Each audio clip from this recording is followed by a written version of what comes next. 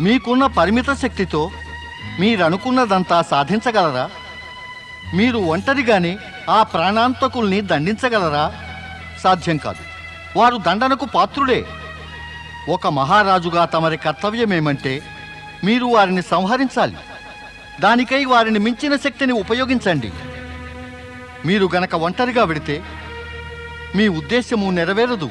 మీ ప్రాణాలకు అపాయమే కలుగుతుంది. రాజా, మీ ప్రాణం విలువైనది. దానిపై ప్రజలదే అధికారం. ఆ ప్రజల హితం కోసమై మీ రక్షణ అనివార్యమే. రాజా, తమ రాజధానికి వెళ్ళి తగినంత సైన్యం వెంటబెట్టుకుని రండి. అప్పుడు మీకు రక్షణ ఉంటుంది, వారికి శిక్ష పడుతుంది. మునివర్య, తమరి సూచన యుక్తియుక్తంగా ఉంది.